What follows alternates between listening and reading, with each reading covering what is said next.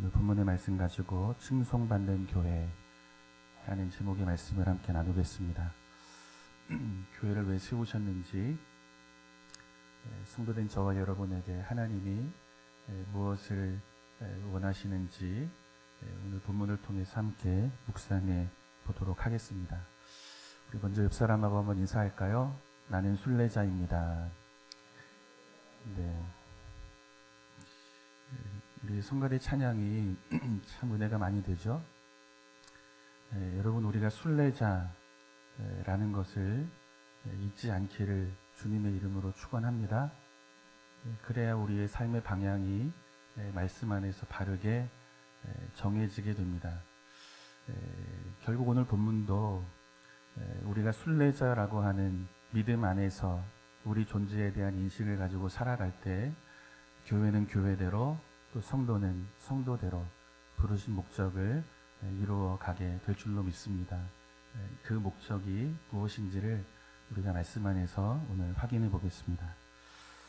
오늘 본문은 사도들을 통해 나타난 큰 표적과 기사들을 소개하고 있습니다.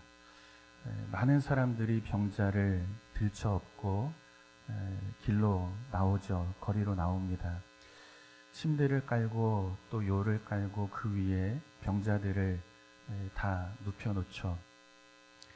혹시라도 베드로가 지나가는 길에 그 그림자로 이 환자들을 덮을 때 그때 놀라운 치유가 일어날 것을 기대하는 마음으로 이들이 바라보고 있는 거예요. 그리고 이들의 기대처럼 사도들을 통해 많은 자들이 질병에서 나음을 입게 됩니다. 그리고 또 많은 사람들이 예수를 구주로 영접하는 놀라운 이 구원의 역사가 일어나게 됩니다.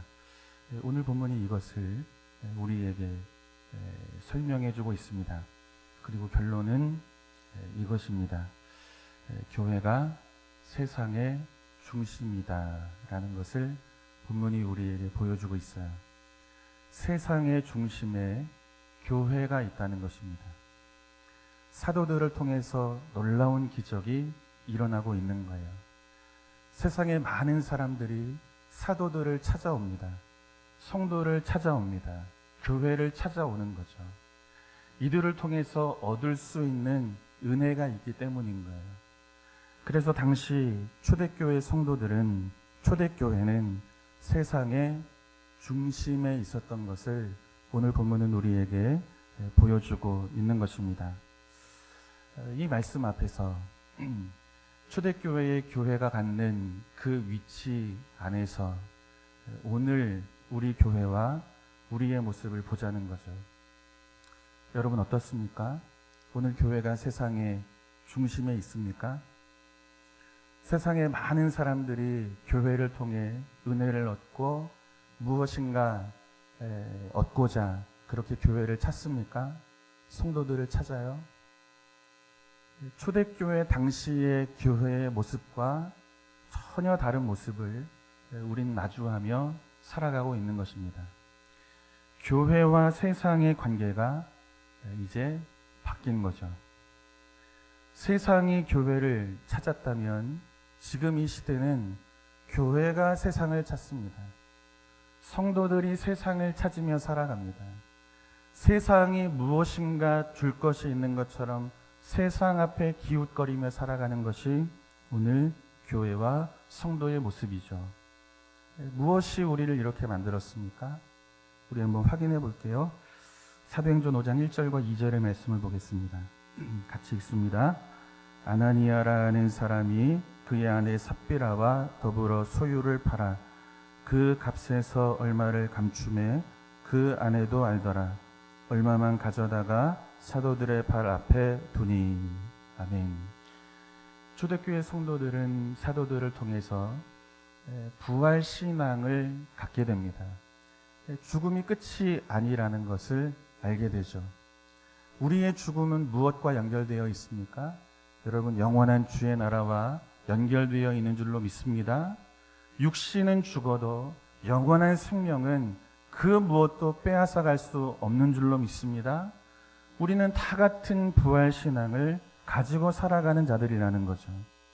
그래서 부활신앙을 가졌던 초대교회 성도들은 있다가 없어지는 세상 것에 대한 집착을 가지고 살지 않았다는 거예요. 하나님 나라의 영원한 소망을 가지고 있었기에 이 땅의 유한함 속에 있다가 없어지는 것에 집착하며 살지를 않았다는 것입니다. 내 소유를 파는 거예요.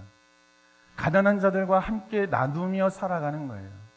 이것이 초대교회 부활신앙을 가지고 있었던 믿음의 사람들이 우리 앞에 보여주고 있는 신앙의 모습이고 고백인 것입니다. 그런 의미에서 아나니아와 삽비라의 모습은 자신들의 소유를 팔아 사도들의 발 앞에 두니 부활신앙을 가지고 있는 자들처럼 보이는 거죠. 그런데 문제는 어디에 있습니까? 판 것의 일부를 감추었더라. 판 것의 일부를. 하나님 앞에 다 드리지 않은 것이 문제가 아니라는 거예요. 고백은 있는 거죠. 내 인생의 주인은 하나님이십니다. 있다가 없어지는 것에 내 삶을 맡겨 살지 않습니다. 영원한 주의 나라 참된 것 소망을 가지고 오늘을 살아갑니다. 이 믿음의 고백이 부활의 신앙이라고요. 이 신앙을 가지고 사는 자들처럼 보이는 거예요. 사도들의 발 앞에 내어놓으니까. 그런데 뒤로 무엇을 감춥니까? 판 것의 일부를 감추는 거예요. 여전히 입술로는 부활의 신앙을 고백합니다. 교회를 다닌다 말합니다. 예수가 구주라고 말합니다. 오늘 내 인생의 영원한 복은 예수 그리스도를 믿는 믿음 안에서 주어지는 복이라고 고백합니다. 그런데 뒤로는 무엇을 붙들고 살아갑니까? 세상을 붙들고 사는 거예요. 물질을 붙들고 사는 거예요. 우리의 간절한 기도의 제목은 예수를 구하는 것이 아니라 물질을 구하는 것으로, 이 땅에 우리의 삶이 풍족해지는 것으로 우리의 모든 기도의 제목이 쌓여가고 있는 우리의 모습을 보지 않습니까? 부활의 신앙은 말하지만, 영원한 것을 말하지만, 정작 우리가 뒤로 감추고 붙드는 것은 예수가 아니고 세상의 것, 물질을 붙들고 살아가는 우리의 모습을 보게 된다는 것입니다. 결국 세상에 예수 믿지 않는 자들과 조금도 다르지 않더라는 것입니다. 문제는 어디에 있습니까? 오늘 우리가 이 길을 걸어가고 있다는 거예요. 목사인데 목사가 이 길을 걸어가고 있다는 거예요. 물질에 묶여 살아가는 거예요.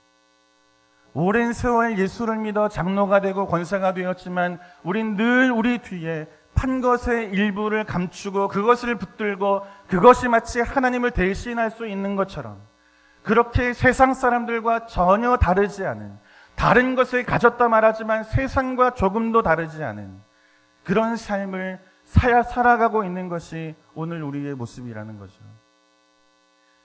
여러분, 우리는 모든 것을 다 가진 자들인 줄로 믿습니다. 하늘에 속한 신령한 모든 복을 하나님이 믿는 자들에게 다 주셨잖아요. 여러분, 이 복이 우리에게 있잖아요. 그런데 여러분, 우리는 어떠한 삶을 살아가고 있습니까? 조금도 손해보는 길을 가지를 않죠. 하나님이 다 주셨는데, 영원한 복을 우리에게 주셨는데 우리는 조금도 손해보거나 양보되는 길을 가지를 않습니다. 죽는 것보다 더 싫어하죠. 큰 소리를 치며 우리 이익을 위해 살아가는 것이 우리 인생의 목적이 되고 있는 거예요. 여러분, 정직한 자로 살기를 원합니다. 거룩한 자로 살아가기를 주님의 이름으로 축원합니다. 그러나 세상 이익을 위해 때로는 거짓을 말하며 살아가는 것이 우리의 모습 아닙니까? 아나니아와 삽비라가 우리의 모습이라는 것, 성경은 우리에게 가르쳐주고 있는 거예요. 조금도 다르지 않다는 거예요. 끊임없이 욕심을 따라서, 본성을 따라서 세상 사람들과 같은 모습으로 사는 것이 오늘 우리의 모습이라는 것입니다. 그러니 세상이 교회를 향해서 어떤 기대를 가질 수 있겠습니까? 그러니 세상 사람들이 교회를 찾아오겠습니까? 초대교회에는 세상의 중심에 교회가 있었어요. 예수 믿는 믿음의 사람들이 있었어요. 이들이 시대와 역사를 선도하며 그 시대를 이끌어가며 살았던 것입니다. 오늘 본문이 이것을 우리에게 보여주고 있는 거예요. 그런데 과연 오늘 이 시대를 교회가 이끌어가고 있는가? 성도들이 이끌어가고 있는가? 세상이 찾을 만한 것, 세상이 교회를 통하여 구할 수 있는 것, 이것을 줄 수 있는 것으로 우리가 오늘을 살아가고 있는가? 다르지 않다는 거예요. 세상과 조금도 다르지 않습니다. 하나님께서 창세기 12장을 보면 아브라함을 부르시면서 이런 말씀을 주십니다. 우리 함께 말씀을 한번 읽어볼게요. 창세기 12장 1절에서 3절입니다. 왜 불렀는지를 보는 거예요. 한 걸음 더 나아가 왜 교회를 세우셨는지, 왜 성도된 저와 여러분을 부르셨는지 이 답을 말씀 안에서 보는 거예요. 같이 읽습니다. 여호와께서 아브라함에게 이르시되 너는 너의 고향과 친척과 아버지의 집을 떠나 내가 네게 보이는 줄 땅으로 가라. 내가 너로 큰 민족을 이루고 네게 복을 주어 내 이름을 창대하게 하리니 너는 복이 될지라. 너를 축복하는 자에게는 내가 복을 내리고 너를 저주하는 자에게는 내가 저주하리니 땅의 모든 족속이 너로 말미암아. 아멘. 세상 중심에 우리를 보내셨다는 거예요. 세상 한복판에 교회를 세우셨다는 거예요. 모든 민족에게 복을 전하는 자로 우리를 부르셨다고 말씀하고 있는 거죠. 제가 예전에 가르쳤던 청년 한 명이 카센터에 취직을 했습니다. 궁금해서 한번 찾아간 적이 있어요. 이런저런 이야기를 하다가 그 직원분 한 분이 그런 이야기를 하는 거예요. 이 청년이 우리 회사에 오고 손님이 너무너무 많아졌대요. 너무너무 성실하고 차 수리도 실력 있게 잘하고, 그리고 또 얼굴이 잘생겨가지고 그렇게 손님들이 많이 늘었다는 이야기를 들었습니다. 예수 믿는 한 사람이 회사에 취직을 하는 거예요.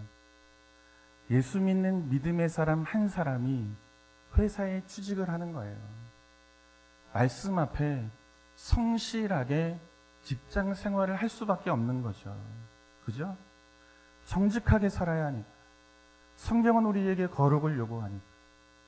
그 있는 곳에서 주의 말씀이 드러나도록 삶을 살아가는 거예요. 최선을 다해서 수리하는 거예요. 때로는 늦은 시간까지 잘 되지 않으면 밤을 새서라도 일을 하는 거예요. 사람들이 그 청년을 통해서 무엇을 보겠습니까? 예수 믿는 사람이 누구인지를 보게 되는 거죠.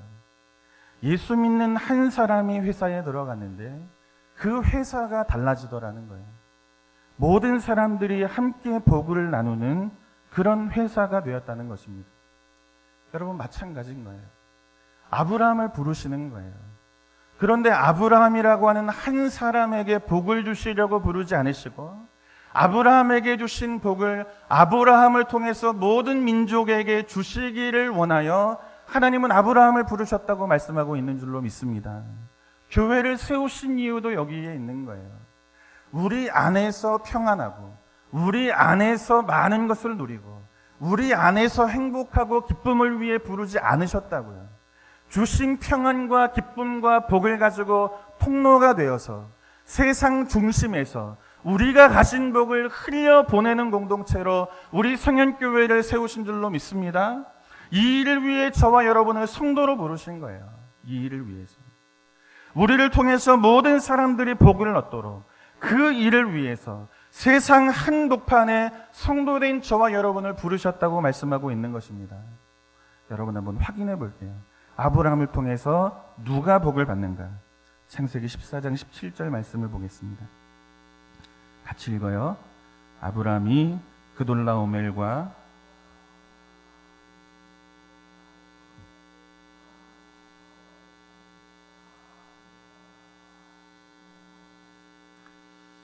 아멘. 아브라함과 조카 롯이 갑자기 부자가 됩니다. 한정된 곳에 소와 양을 끌고 살아갈 수가 없는 거예요. 땅은 좁은데 소와 양이 늘어나잖아요. 그러니까 한정된 장소 안에서 함께 살아갈 수가 없게 됩니다. 헤어지게 돼요. 그래서 롯은 요단 동편에 있는 소돔과 고모라를 취하게 되고 아브라함은 나머지 땅을 얻게 됩니다. 그런데 얼마 후에 소돔과 고모라 왕이 다른 세 나라의 왕들과 연합해서 엘람 왕 그돌라오멜과 전쟁을 치르게 됩니다. 그런데 이 전쟁에서 소돔과 고모라 연합군이 패하게 됩니다. 가지고 있는 모든 것을 빼앗기게 되는 거죠. 백성들은 포로로 끌려가게 되는 거예요. 그런데 누구도 끌려갑니까? 소돔에 거했던 아브라함의 조카 롯도 함께 끌려가게 되는 거죠. 아브라함이 듣습니다. 군사들을 이끌고 엘람 왕 그돌라오멜을 치게 되죠. 전쟁에서 승리하게 됩니다. 그래서 롯을 데려오는 거예요. 그런데 누구도 데려옵니까? 함께 포로 되었던 소돔과 고모라 백성도 함께 데려오는 거예요. 이들이 잃어버렸던 소유도 함께 되찾아 오는 것입니다. 그러자 소돔 왕이 아브라함을 향해서 엎드려 절하는 거예요. 사회 골짜기에서 아브라함을 영접하고 그 앞에 엎드려 절하는 거예요. 무슨 이야기입니까? 당신을 통해서 나와 내 나라와 내 백성이 은혜를 입었다는 거죠. 아브라함이라고 하는 한 사람을 통해서 지금 누가 복을 얻습니까? 이스라엘만 복을 얻습니까? 소돔과 고모라 백성들이 복을 얻는 거예요. 하나님은 아브라함이라고 하는 한 사람을 통해서 그의 집과 그의 가문에게만 복을 주시는 것이 아니고 그 집과 그의 가문을 통해서 모든 민족과 모든 백성들을 향해서 복과 은혜를 흘려보내기를 원하신다는 것입니다. 이처럼 교회와 성도는 세상을 향해서 복을 흘려보내고 은혜를 흘려보내는 공동체가 되어야 하는 것입니다. 예수 믿는 믿음의 사람으로 우리가 살아가는 인생의 목적이 있다면 그것은 내 행복을 넘어 내 주변에 있는 믿지 않는 자들에게 복을 주고 은혜를 끼치는 것이 우리를 부르신 하나님의 목적이라는 것을 이 아침 기억하는 저와 여러분 될 수 있기를 주님의 이름으로 축원합니다. 그렇다면 우리는 어떤 복을 세상에 흘려보내야 하는가? 세상의 중심에서 이들을 향해서 어떤 은혜를 흘려보내는 공동체가 되어야 하는가? 세상에 없는 것을 주는 것입니다. 교회와 성도만 가지고 있는 것을 세상 가운데 보내야 하는 것입니다. 무엇을 주어야 하는가? 우리 말씀 한번 찾아보겠습니다. 고린도전서 1장 16절에서 21절 말씀입니다. 한 절씩 읽어요. 십자가의 도가 멸망하는 자들에게는 미련한 것이요 구원을 받는 우리에게는 하나님의 능력이라.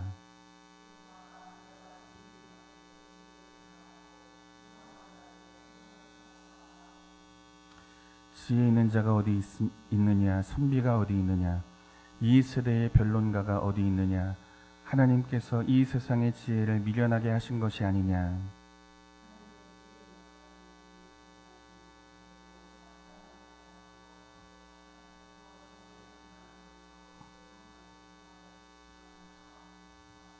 아멘. 여러분, 세상에 무엇을 주면 세상이 깜짝 놀랄까요? 무엇을 주면? 떡을 주면 놀라겠습니까? 세상에 힘을 주면, 돈을 주면 그러면 세상이 놀라겠습니까? 놀라지 않아요. 세상에 없는 것이 아니기 때문이죠. 세상은 이미 떡으로 돌아가는 그런 세상입니다. 힘과 그 힘을 설명하는 돈으로 질서되어진 곳이 세상입니다. 이미 모든 것을 세상은 가지고 있습니다. 돈을 줘도 힘을 줘도 세상은 놀라지 않습니다. 세상에 없는 것, 세상이 미련하다고 여기는 것, 그러나 예수 믿는 우리에게는 그 무엇과도 바꿀 수 없는 가장 큰 능력과 소망이 되는 예수 그리스도의 이름, 그 이름이 저와 여러분을 통해서, 교회를 통해서 이 세상 가운데 흘러가야 하는 가장 중요한 복인 줄로 믿습니다. 그렇다면 이 복을 우리가 어떻게 주어야 하는가? 여러분, 닫혀진 문을 부수고 들어가서 주면 되는 것입니까? 그렇지 않다는 거죠. 삶으로 주는 거예요. 우리 인격이 통로가 되어서 예수의 생명을 전달해야 하는 거예요.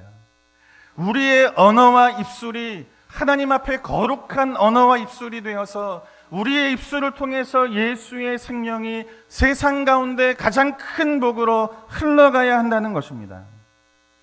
여러분, 우리 앞서 믿음의 길을 걸었던 선진들의 모습을 기억하셔야 됩니다. 다니엘과 세 친구를 가만히 보십시오.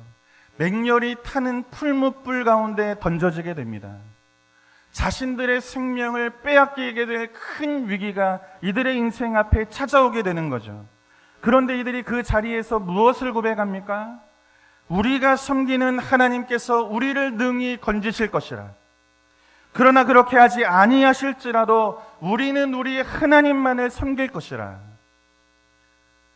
여러분, 얼마나 미련해 보입니까? 예수를 믿지 않으면 풀무에 던져질 이유도 없는 거예요. 내가 믿는 예수가 하나님이 얼마나 힘이 없으면 풀무불 가운데 내 인생이 던져지는데도 지켜주지를 못하시는 것입니까? 세상이 볼 때 하나님은 예수의 십자가는 한없이 약하고 미련해 보이는 거예요. 붙잡고 살아가는 그리스도인들이 멍청해 보이는 거예요. 세상은 그런 십자가를 붙들지 않는 거죠. 그런데 고백하고 있는 거예요. 우리가 섬기는 하나님께서 우리를 능히 건져내실 것이라. 그러나 그렇게 하지 아니하실지라도 우리는 우리가 섬기는 하나님을 섬길 것이라. 궁금해지는 거예요. 궁금해지는 거예요.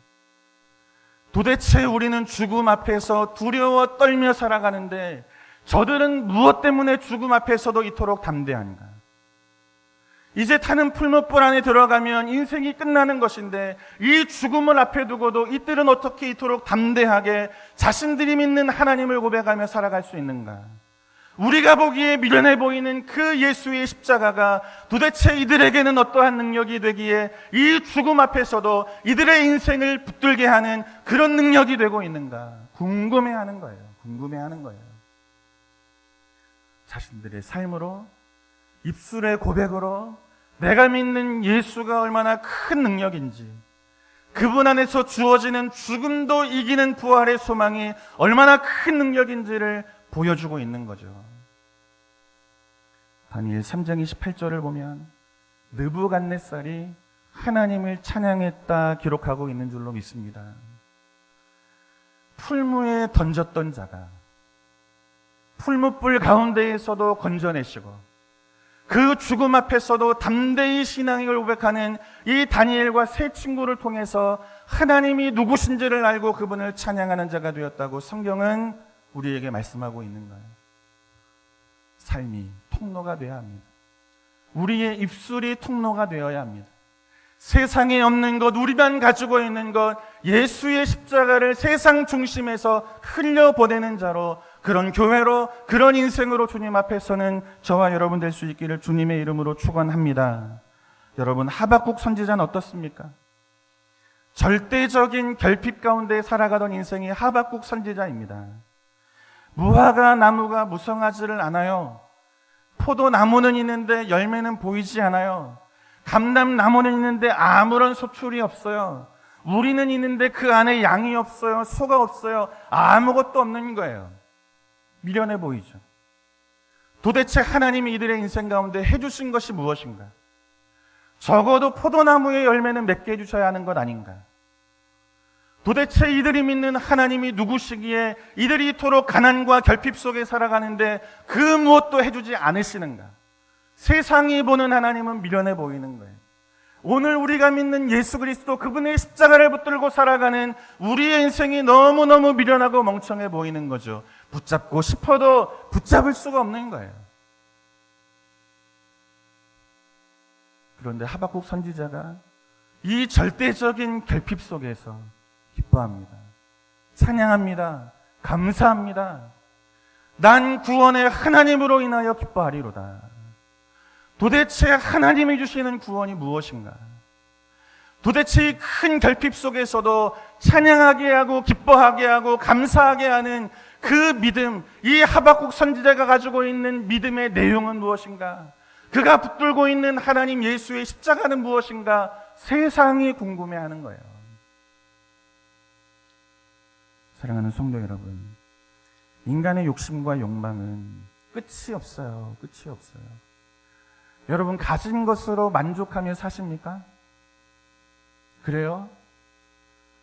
우린 가진 것으로 만족하며 살아가는 인생이 아니라는 거예요. 때로는 많은 것을 가지고 있음에도 불구하고 더 많은 것을 얻기 위해 수단과 방법을 가리지 않고 사는 것이 오늘 우리의 모습인 거예요. 정직해야죠. 거룩해야죠. 하나님이 그렇게 부르셨잖아요. 그런데 우리는 더 큰 이익을 위해서 정직을 팔아먹어요. 거룩을 팔아먹고 신자라는 이름을 팔아먹고 살아가는 거예요. 그런데 아무런 문제가 없어요. 평안하죠. 세상이 가는 길과 조금도 다르지가 않은 것입니다. 그런데 세상과 다른 길을 가는 자를 보는 거예요. 어찌 저 인생은 없는 중에도 만족하다, 기뻐하다, 찬양하고 감사하다 살아갈 수 있는가? 궁금해하는 거죠. 나는 많은 것을 가지고도 만족하며 살아가지를 못하는데 어떻게 저 사람은 무엇을 믿기에, 무엇을 붙잡기에 절망할 수밖에 없어 보이는 그때에도 감사와 찬양과 기쁨을 가지고 살아가는가? 도대체 예수 믿는 사람들은 어떤 존재인가? 삶으로 보여주는 거예요. 그 인격으로 보여주는 거예요. 그 입술로 보여주는 거예요. 하나님이 내게 허락하신 그 구원으로 인하여 나는 이때에도 기뻐하노라, 감사하노라, 감격하노라. 사랑하는 성도 여러분, 오늘 저와 여러분이 우리 교회가 갈 길이 여기에 있는 줄로 믿습니다. 여러분, 이 길을 가야 하는 것입니다. 교회는, 성도는 이 길을 가야 하는 것입니다. 세상이 가진 것을 주는 것이 아니고 세상이 없는 것, 가질 수 없는 것, 신자만 가진 것, 세상 중심에서 예수의 십자가를 흘려보내는 것으로 여러분, 우리는 부름받은 공동체인 줄로 믿습니다. 우리 말씀한 곳을 보고 정리할게요. 사도행전 16장 25절에서 34절의 말씀입니다. 우리 한 절씩 한번 읽겠습니다. 한밤중에 바울과 실라가 기도하고 하나님을 찬송하며 죄수들이 듣더라.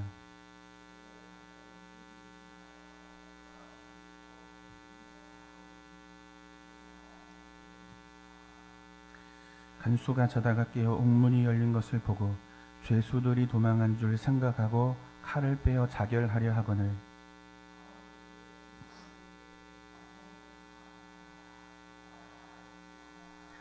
간수가 등불을 달라고 하며 뛰어들어가 무서워 떨며 바울과 실라 앞에 엎드리고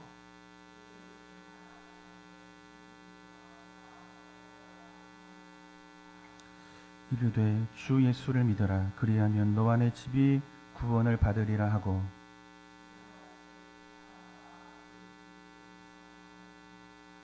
그 밤 그 시각에 간수가 그들을 데려다가 그 맞은 자리를 씻어주고 자기와 그 온 가족이 다 세례를 받은 후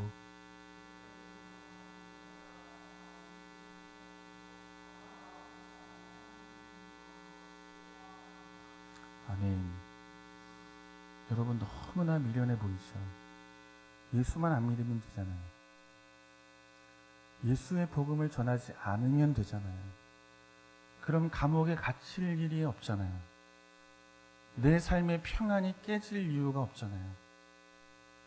예수를 믿는 게 이렇게 미련하고 어리석어 보이는 거예요. 세상이 볼 때. 그런데 바울과 실라는 예수 그리스도를 전하다가 감옥에 갇힙니다. 세상이 보는 미련한 길을 걸어갑니다. 한밤중에 기도하고 찬양합니다. 옥터가 흔들리는 거예요. 지진이 일어나는 것입니다. 옥문이 열리고 묶였던 모든 착고가 다 풀어지게 됩니다. 여러분, 우리가 바울과 실라의 입장이라면 여러분 어떤 선택을 하시겠습니까? 나갈까요? 있을까요? 나가겠다는 게 진심이죠. 근데 그렇게 말하면 믿음 없어 보이니까 제 얘기입니다. 나가고 싶죠. 너무 살고 싶죠. 갇힌 인생으로 살고 싶지 않죠. 야, 하나님이 은혜 주셨구나. 내가 주를 위해 살았는데, 주의 복음을 위해 살았는데 하나님이 은혜 주셔서 옥문을 여셨구나. 나를 가두게 하셨다고 하여 불평하지 않고 원망하지 않고 기도하고 찬양했더니 하나님이 착고를 다 풀어주셨구나. 하나님이 열어주시는 기회구나. 나가야죠. 안 나갑니다. 아는 거예요. 당시 로마법에 의하면 죄수를 잃은 간수는 죄수의 생명을 자기 생명으로 대신하는 법이 있습니다. 그래서 간수들은 죄수를 잃게 되면 스스로 자결하는 명예로운 죽음을 선택하게 되어 있어요. 아는 거예요, 이것을. 바울과 실라. 자결하려고 하는 간수 앞에 감옥 저 깊은 곳에서 소리가 들려옵니다. 멈추라는 거예요. 내 몸을 상하게 하지 마라. 우리가 여기 있노라. 깜짝 놀라는 거죠. 옥문이 열리면 인간의 본성은 나가는 거예요. 살고 싶은 거예요. 내 생명 지키고 싶은 거예요. 모두가 나갔겠거니 하고 죄수의 생명을 내 생명으로 대신하기 위해 자결하려고 하는 순간 소리가 들리는 거예요. 멈추라는 거죠. 우리가 여기 있노라. 내 몸을 상하게 하지 마라. 깜짝 놀라 간수가 횃불을 들고 감옥 깊은 곳으로 들어갑니다. 바울과 실라 앞에 엎드려서 말하는 거예요. 어떻게 해야 구원을 얻으리까? 여러분, 무슨 이야기입니까? 도대체 너희가 믿는 예수가 누구냐는 거예요. 내가 볼 땐 한없이 미련해 보이는 예수의 십자가, 감옥에 갇히는 너희를 위해서 조금 더 일할 능력이 없고 고난받고 핍박받는 너희를 위해서 그 어떤 길도 열어줄 수 없는 그 힘없는 예수의 십자가, 그 십자가가 무엇이기에 그것을 붙들고 너희는 너희의 생명을 맡기며 살아가는가? 모든 사람들은 내 생명을 지키기 위해 남의 생명을 빼앗는데 간수인 내 생명을 지키기 위해 왜 너희는 너희 생명을 버리는 길, 이 길을 걸어가고 있는가? 도대체 너희가 붙드는 예수가 무엇이며 십자가가 무엇이기에 오늘 이토록 내 앞에 큰 은혜를 베푸는가? 내게 복을 허락하는가? 이걸 묻고 있는 거예요. 어떻게 하여야 구원을 얻으리까? 이때 바울과 실라가 줍니다. 예수의 이름. 그 삶으로 줍니다. 예수의 이름. 죽음 앞에서도 그 누군가를 살리기 위해 내 생명을 내어놓게 하는 예수의 이름, 그 이름의 능력이 무엇인지, 그 이름이 내 인생을 어떻게 바꾸어 놓았는지 내가 궁금해하는, 어떻게 하면 구원을 얻을 수 있습니까? 예수의 이름, 그 이름으로 되어지는 구원, 그 구원의 이름을 간수에게 전하고 있는 거예요. 그 삶으로. 주 예수를 믿어라. 그리하면 너와 내 집이 구원을 얻을 것이라. 죽음 한복판, 그 세상 한복판에서 세상이 가질 수 없는 오직 우리에게만 있는 생명을 주시는 예수의 이름을 통로가 되어서 흘려보내는 바울과 실라의 모습을 성경은 우리에게 보여주고 있는 것입니다. 세상에 없는 것, 교회와 성도만 가진 것, 예수의 이름이 흘러가는 거예요. 그래서 누가 복을 얻어요? 간수와 그 집이 예수 안에 있는 생명의 복을 얻게 된 줄로 믿습니다. 다 세례를 받는 거예요. 예수 앞에 나오는 거예요.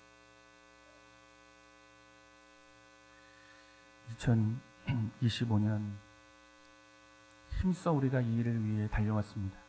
그죠?